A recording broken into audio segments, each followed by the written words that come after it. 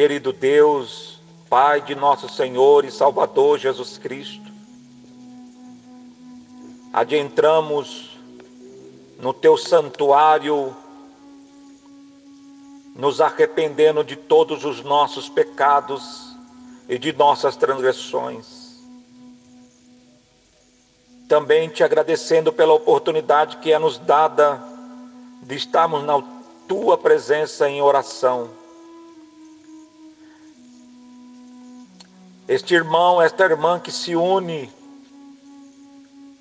neste mesmo propósito de buscar a Tua santa e bendita e eterna presença. Quantos que neste momento, Senhor, estão clamando por misericórdia, por um milagre na família, aonde o desemprego, a enfermidade, a dissensão, a discórdia tem tomado conta desta família, deste lar. Deus, tenha misericórdia desta família. Tenha misericórdia deste pai que está desempregado, desta mãe que está desempregada. Tenha misericórdia deste irmão, desta irmã que está enfermo. Tenha misericórdia, Senhor. Meu Deus, tenha misericórdia. Tenha misericórdia, Deus, do nosso país, da nossa nação. Aonde, Senhor, a nação, homens e mulheres estão desesperados. Tenha misericórdia, que possamos nos voltar a Ti, Senhor, e acreditar que Tu és o mesmo de ontem, é o mesmo Deus que um dia cuidou do Teu povo em pleno deserto. Se o Senhor nos disse, pelo Teu Filho Jesus Cristo, que o Senhor cuida dos pardais, cuida dos lírios dos campos, que o Senhor também cuidaria de nós. Nós nos apegamos à Tua palavra, a palavra do próprio Cristo, que nos garantiu que estaria conosco todos os dias das nossas vidas. Eu não tenho dúvida, Senhor, que Tu estás conosco. Se tem pessoas que estão passando pelo vale da sombra da morte, eu tenho convicção de que Tu estás neste vale. Senhor, fortalece, renova as forças daqueles que já não têm mais força. Renova as esperanças, que os nossos olhos possam estar focados em Ti, Senhor, que é o autor e consumador da nossa fé. É no nome de Jesus que eu Te peço, repreenda esse espírito de demônios que está gerando discórdia nesta família. Nós repreendemos no poder do sangue de Jesus Cristo. Que as portas se abram, Senhor, que o milagre da cura divina aconteça no poder do sangue de Jesus. Ó Deus, escuta-nos, pois clamamos ao único Deus e sabe as dores humanas, as angústias humanas. Socorre, ó Deus, em nome de Jesus, para a glória do Teu nome. Amém. E graças a Deus.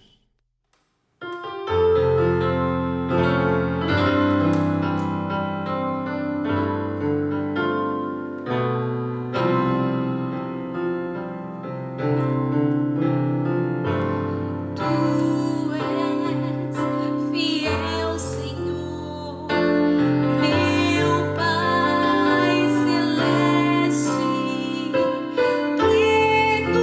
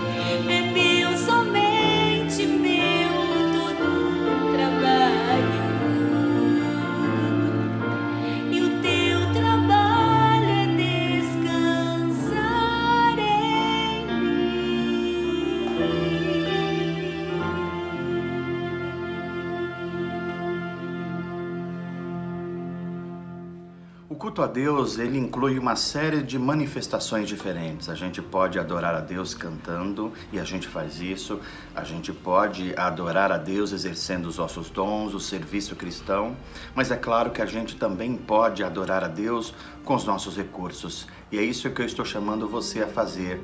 Você que foi o receptor da graça de Deus, Deus supriu as tuas necessidades, e você que tem um coração que quer ser igual ao coração de Deus, tem a oportunidade de contribuir com dinheiro, com recursos, separar um valor e dedicar esse valor às coisas que vão ajudar o nosso próximo. Então eu quero incentivar você a contribuir com a 10ª parte da sua renda, aquilo que nós cristãos chamamos de dízimo, e contribuir também com as ofertas. Para quê? Para que todos os ambientes que nós utilizamos para que o Evangelho chegue às pessoas sejam supridos em suas necessidades. Mas, claro, a gente precisa também ajudar diretamente as pessoas. E nesse momento de dificuldade e pandemia, isso é essencial. Portanto, compartilhe, reparta aquilo que você tem e confie que Deus vai cuidar do nosso futuro. Eu convido a você, então, fazer as contribuições nas contas que vão aparecer aí no seu vídeo. Você pode fazer também pelos meios automáticos, e assim a gente vai contribuir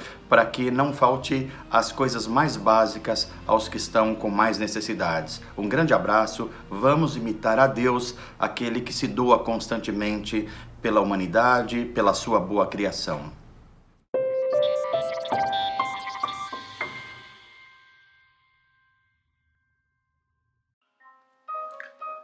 Vamos à palavra de Deus. Ao longo de toda a história do povo de Deus, especialmente da nação de Israel, há um livro cujos registros das memórias afetivas do povo de Israel ficou registrado. Este livro são os Salmos, que estão na nossa Bíblia, a Bíblia cristã. Eles também são chamados de saltérios. E esses livros registram o profundo da alma humana dos judeus, dos hebreus. Aqui estão as suas angústias, os seus medos, aqui estão as suas orações de gratidão a Deus, aqui estão também as orações em que o coração é rasgado no sentido de que eles estão se sentindo sós, perdidos, vendo o injusto prosperar e o justo ser oprimido. Aqui, eu diria, está um livro cujos salmos, cujos escritos é um rasgar do coração, da alma dos hebreus, dos judeus. E claro, é também de toda a alma humana. Todo aquele que tem um coração dentro de si, uma alma dentro de si, encontra refúgio nessas palavras, encontra conforto, encontra força, encontra sabedoria nessas palavras. É por isso que eu queria compartilhar com vocês um desses salmos, o Salmo de número 10. Esse é um salmo em que o salmista ele está olhando a vida, e a vida está complexa. A vida está cheia de perspectivas ruins, pelo menos até onde ele enxerga. E ele enxerga 2 tipos de vida. A vida do homem perverso, aquele que perverte as finalidades da vida, aquele que faz as coisas ignorando que há um Deus que um dia vai lhe pedir a prestação de contas. E do outro lado está o oprimido, aquele que sofre os efeitos do perverso, aquele que não tem a quem recorrer, aquele que não tem quem lhe faça justiça. Ele só tem a Deus, mas parece que Deus desapareceu, pelo menos no momento que ele mais procura Deus. Numa segunda parte do Salmo, o salmista, depois de ele fazer uma reclamação aberta a Deus, onde Deus está enquanto o perverso está sendo bem sucedido, na segunda parte, ele faz um pedido mais aberto a Deus. Deus, se levanta. Parece que o Senhor está abaixado, parece que o Senhor saiu, parece que o Senhor não se importa com o que está acontecendo no mundo. E aí, numa terceira parte, ele vai mostrar a sua confiança, a sua esperança num Deus que vai permanecer eternamente, mesmo quando as nações desaparecerem. Os reis que pareciam que iam fazer história, depois desaparecem na história. Os poderosos, aqueles que pareciam que estavam dominando todas as coisas, Eles passam como vento, eles passam como uma flor que hoje está, amanhã não está mais, mas Deus permanece pela frente. Vamos à poesia e à profecia desse salmo, o salmo de número 10. Diz assim: Ó Senhor, por que permaneces distante? Por que te escondes em tempos de aflição? O salmo começa assim. Há uma aflição no coração do salmista. Ele percebe que as coisas parecem que perderam o controle. Mas não é só o entorno dele que está um desespero. O pior de tudo isso é que parece que Deus se escondeu. Parece que Deus saiu. Parece que Deus saiu para almoçar e não voltou. Parece que Deus não se importa com o que está acontecendo na terra, no planeta dos homens.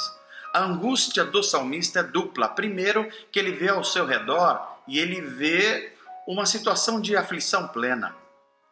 Mas se ao menos Deus se mostrasse presente, a coisa estaria melhor. Mas ele também reclama com Deus. Deus, aonde o Senhor está? Por que permaneces tão distante? Continua o salmo.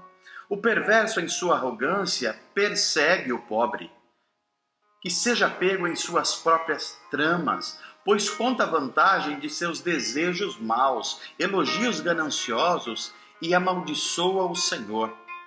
Agora o que o salmista está vendo é, não só eu estou em aflição, não só Deus permanece distante, ou pelo menos parece, como o perverso está se dando muito bem, obrigado.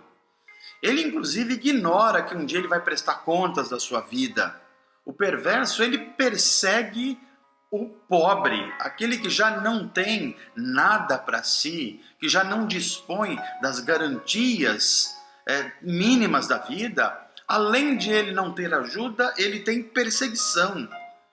E o perverso, ele tem prazer em contar piadas sobre como ele oprimiu, sobre como ele tirou vantagem, sobre como ele mentiu, sobre como ele enganou todo mundo.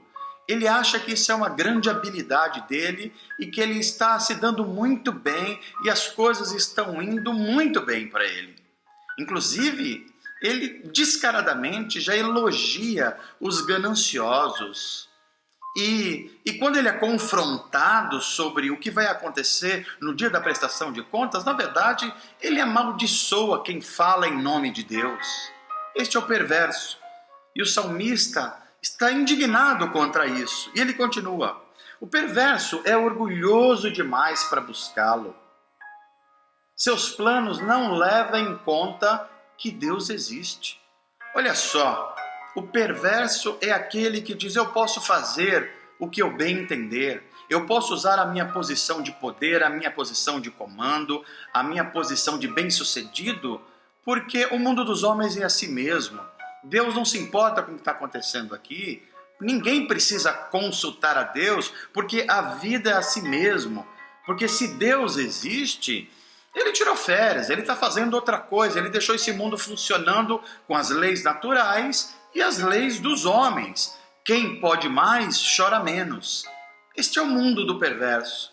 E mais, no verso 5, o salmista vai às raias do desespero, porque ele diz assim, no entanto, esse perverso, ele é bem sucedido em tudo o que ele faz.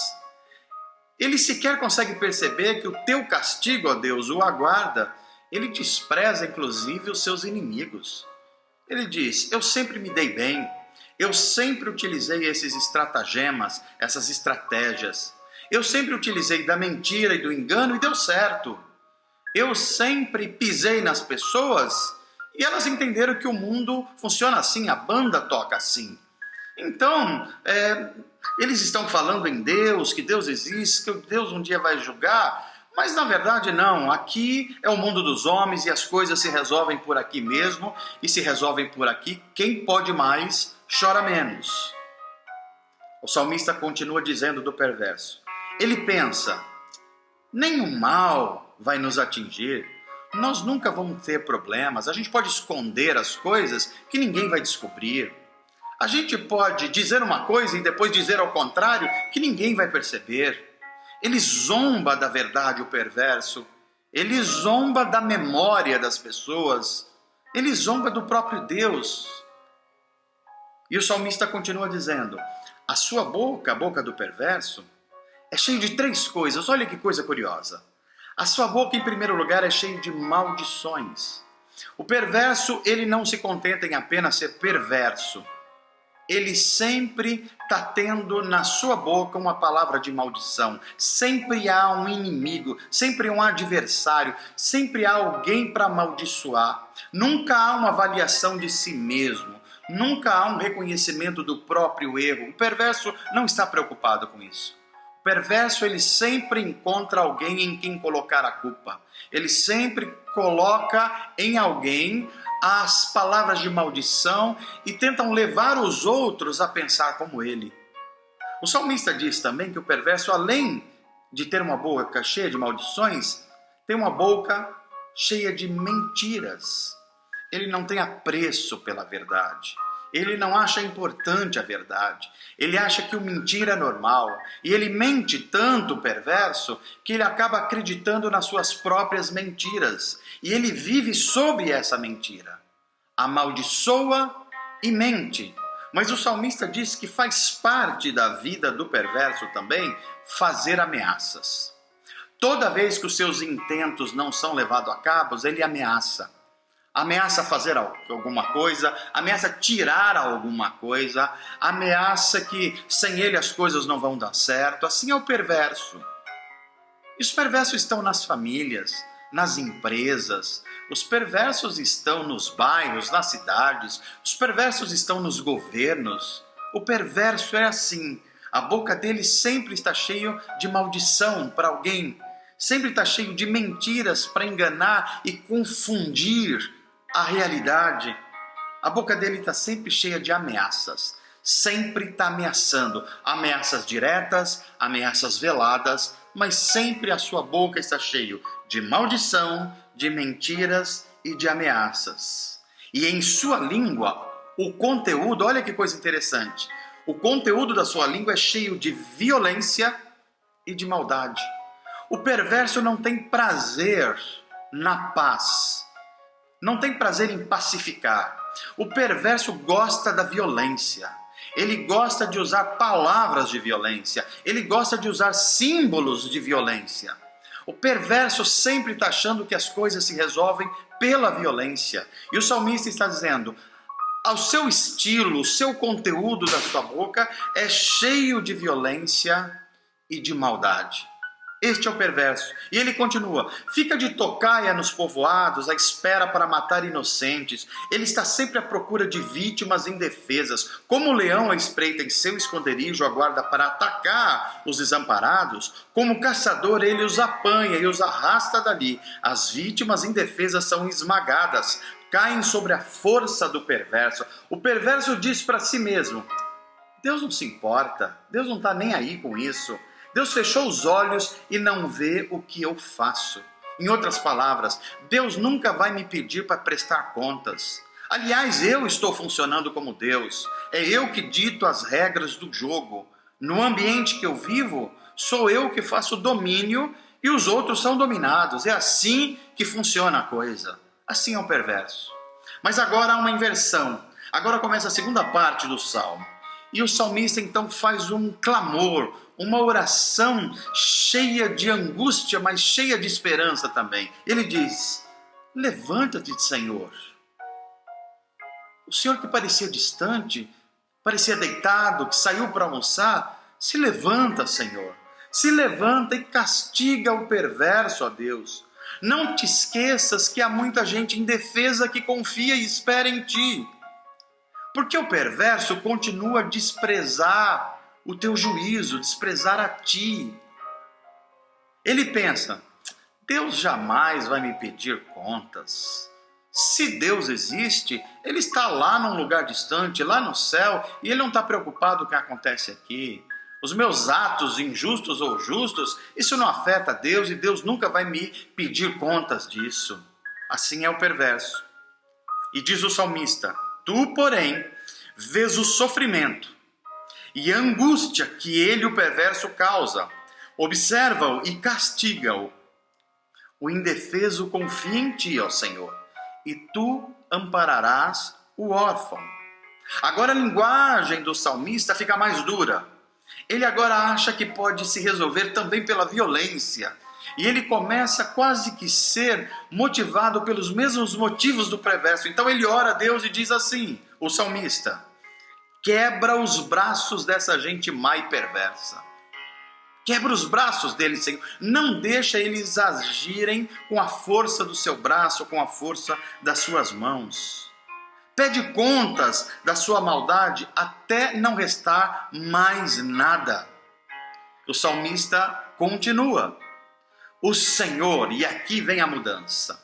Aqui vem a parte. Se a primeira parte é uma sensação de um vazio de Deus, Deus saiu e não voltou mais, Deus está distante do nosso mundo. Se a segunda parte é quase um clamor desesperado para que Deus julgue o perverso e socorra o humilde, agora parece que o salmista se recuperou da confiança em Deus.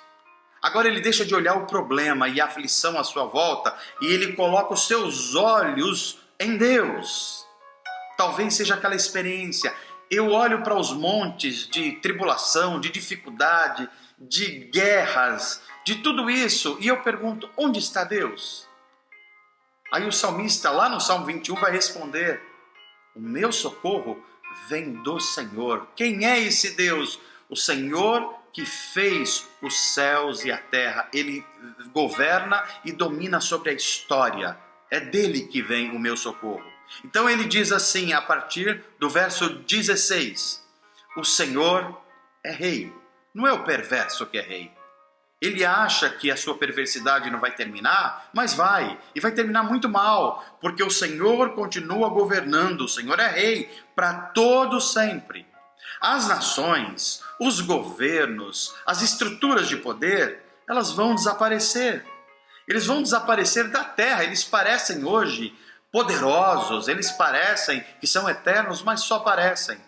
Porque quando o Senhor se levantar, eles vão desaparecer. Só o rei de Israel é eterno, diz o salmista. E ele continua, tu, Senhor, conhece o que mais deseja os humildes. O Senhor conhece o coração do humilde. O Senhor conhece o coração do contrito, daquele que sabe que não tem força, daquele que sabe que não tem poder, que não tem estruturas para se fazer valer. O Senhor conhece e o Senhor age na direção deles. Há um reconhecimento do salmista agora que Deus é o Rei do universo e Ele não está distante e que os poderosos vão cair e Deus vai reinar com seu reino de justiça. E mais, o Senhor conhece o desejo daqueles que estão sendo oprimidos. Tu ouvirás o seu clamor e trarás conforto. Agora presta atenção nessas palavras finais desse salmo. Tu, ó Senhor, farás justiça ao órfão e ao oprimido, para que nenhum simples mortal volte a lhes causar terror. Eu acho muito bela essa parte final, porque o salmista vai ecoar aquilo que depois Jesus falaria no Novo Testamento, especialmente no Evangelho de Mateus, que foi uma palavra direto de consolo para quem?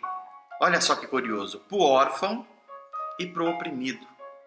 Qual é a palavra de Jesus Cristo, o Deus feito homem, o Messias prometido para a humanidade em relação ao órfão, aquele que não tem pai? Jesus ensinou a gente chamar Deus de Pai. É por isso que em Mateus 6 ele nos ensina a orar assim: Pai nosso que estás nos céus. É o pai do órfão, é o pai daquele que se sente sozinho, é o pai daquele que não tem força e está sendo oprimido pelo perverso. Pai nosso que estás no céu, santificado seja o teu nome, venha o teu reino pleno de justiça, seja feita a tua vontade assim na terra como no céu. Nos dá o nosso pão, a nossa necessidade de hoje que está cheio de aflição. Amanhã eu não sei, basta cada dia o seu mal. Me dá hoje, porque eu confio que amanhã o Senhor também trará suprimento. Jesus nos ensina aos órfãos desse mundo a chamar Deus de Pai. Assim como Ele chama de Pai, nós também chamamos de Pai. E sabe uma coisa interessante? É que quem é filho de Deus não pode escolher um irmão.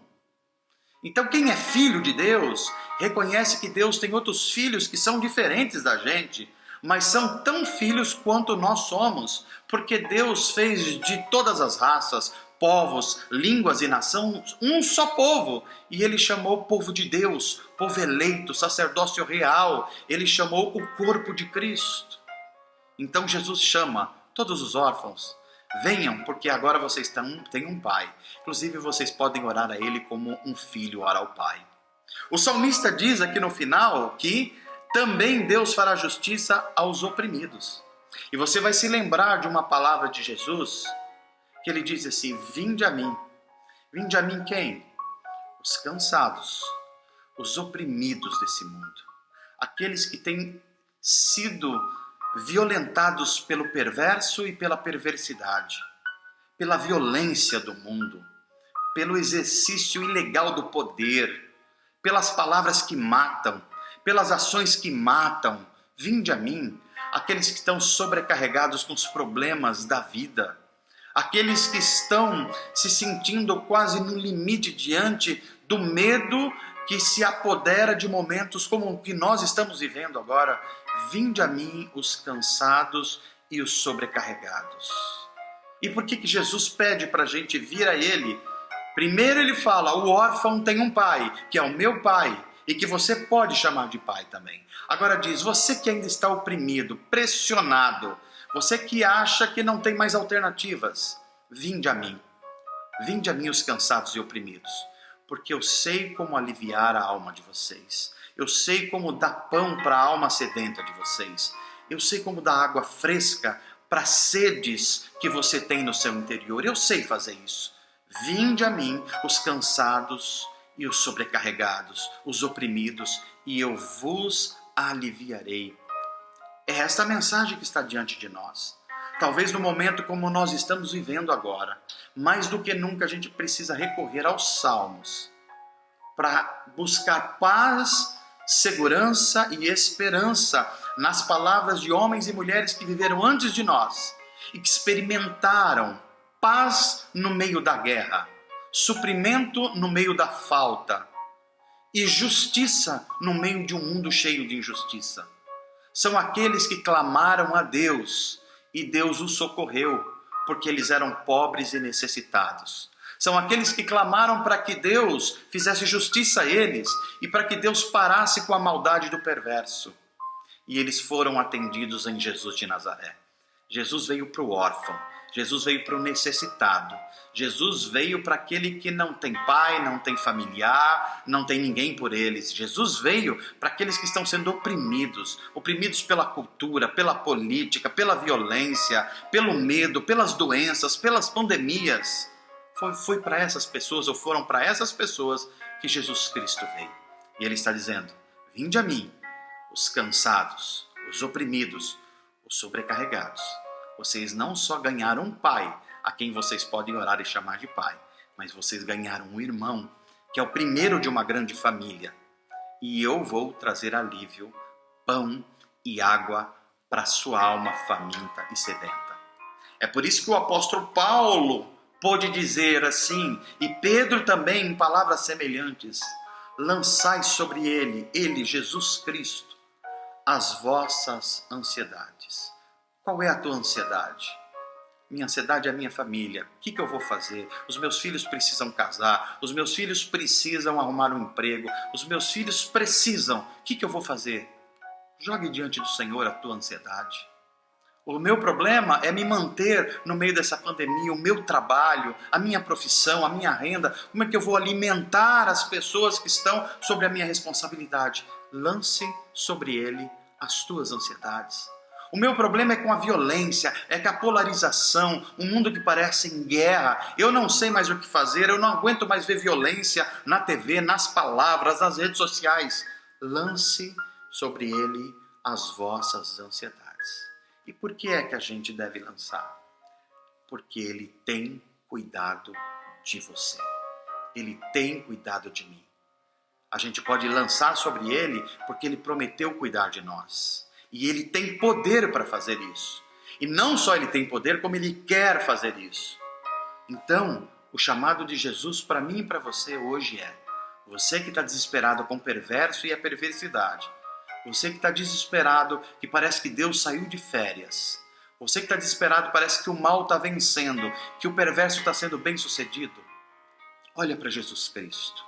Ele tem como aliviar o peso da sua alma. E Ele não é só uma pessoa de boa vontade, Ele é todo poderoso. Ele pode fazer infinitamente mais do que nós pensamos ou pedimos. É a promessa da palavra dele. É a palavra de Jesus Cristo. E ele disse que pode passar os céus e a terra, os governos, todas as estruturas de poder, mas as suas palavras jamais passariam. São nessas palavras que nós encontramos o nosso descanso. E eu quero orar com você agora, para que você encontre esse descanso. Vamos orar? Vamos abrir o nosso coração? Ore comigo, com a sua família, onde você está. Senhor, a tua palavra foi ministrada e ela sempre encontra o seu propósito. Ela nunca volta vazia. Nesse momento, os meus irmãos, amigos e pessoas que estão me assistindo estão em momentos de desespero, de desesperança, de medo, porque vem o mundo perverso, vem as estruturas perversas, e eles talvez estejam se perguntando como salmista: onde Deus está? Deus saiu de férias? Deus foi almoçar? Aonde Deus está? Mas a tua palavra está dizendo: Deus está conosco. Deus está inclusive no meio do sofrimento. Deus está no meio da guerra gerando paz. Deus está com o humilde e com o órfão. E para o órfão ele diz: eu sou o pai a quem você deve lançar as suas ansiedades. E para o oprimido ele diz: eu sou aquele que posso trazer alívio para sua alma sedenta, faminta e oprimida. Senhor, se revela a nós. Que o teu Espírito Santo coloque profundamente essa verdade no nosso coração, nas nossas famílias, nos nossos ambientes. Assim nós oramos, em nome de Jesus. Amém. Que Deus te abençoe, em nome de Jesus.